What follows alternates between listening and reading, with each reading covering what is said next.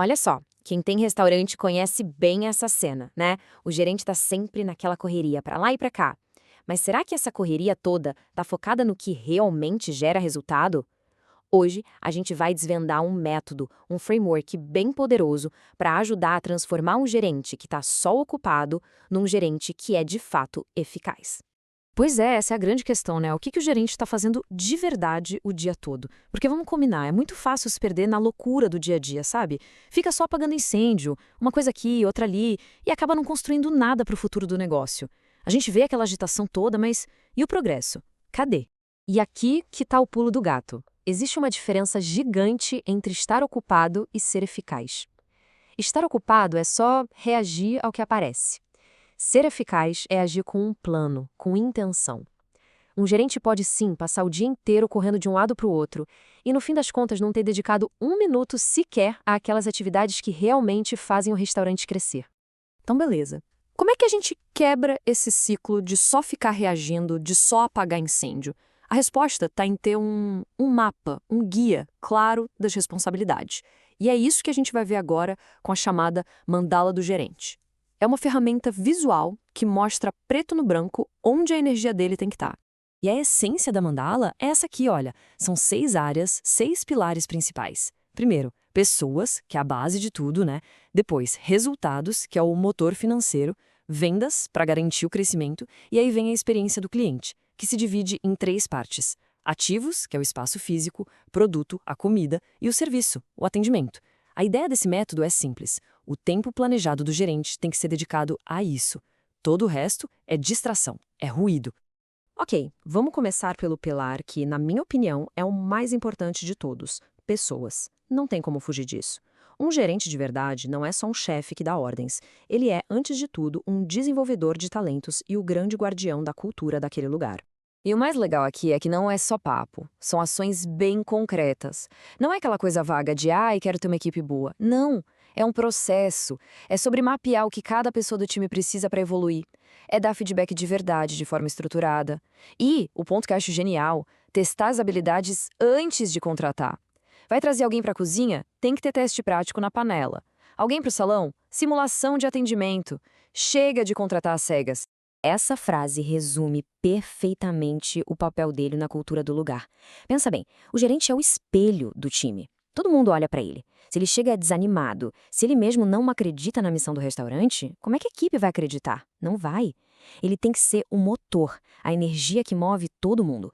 Muito bem, agora vamos falar do pilar que paga as contas e mantém o restaurante de portas abertas. O desempenho financeiro, o lucro.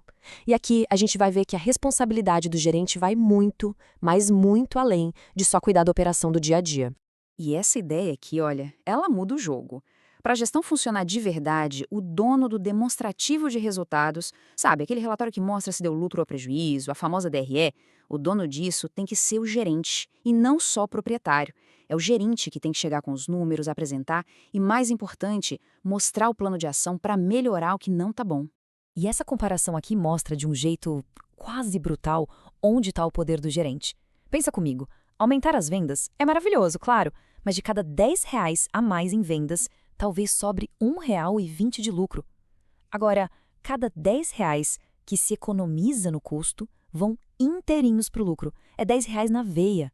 Por isso que um gerente eficaz não fica só de olho nos custos, ele caça os custos com um senso de urgência absurdo. E essa analogia que é genial. Custo é que nem unha. Tem que cortar toda semana. Não é um projeto que começa e termina. É uma rotina, uma vigilância que não para nunca. E quem tem que liderar essa caçada ao desperdício é o gerente. E claro, não podia faltar o pilar de vendas. Mas não é só aquela coisa de gritar, vamos vender mais. Não, é sobre ser inteligente.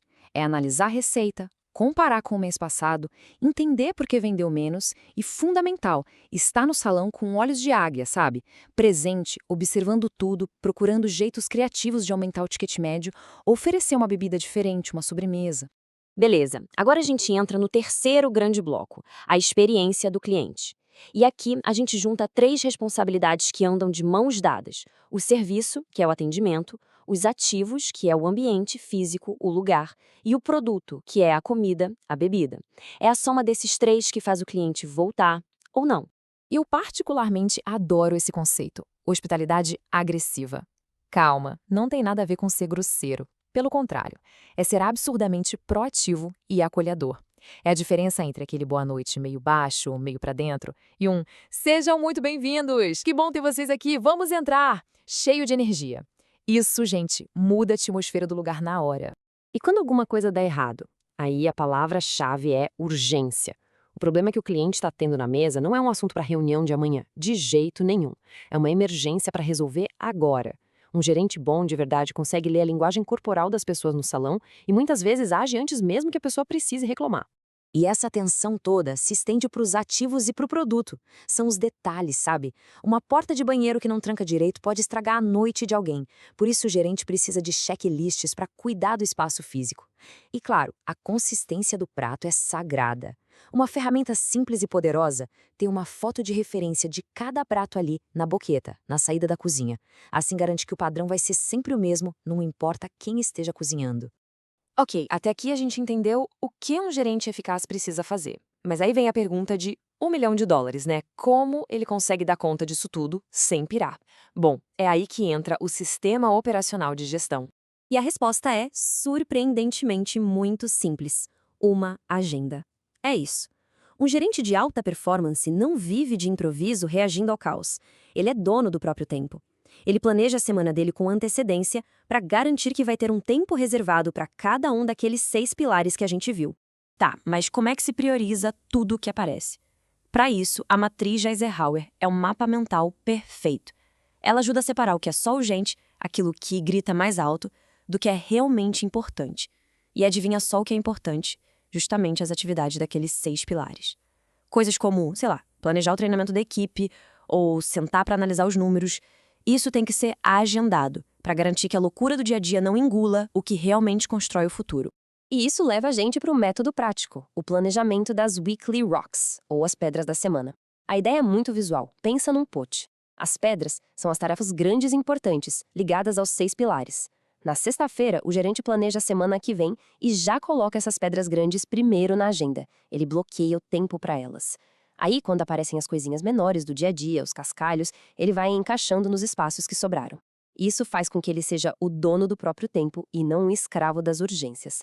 E o mais importante, libera ele para estar onde precisa estar na hora do rush, no salão. E para a gente fechar, fica aqui uma reflexão. Olhar para a agenda de um gerente é como olhar uma bola de cristal do futuro do restaurante. Se essa agenda está vazia, ou se está só cheia de tarefa reativa, de apagar incêndio, o futuro é bem incerto.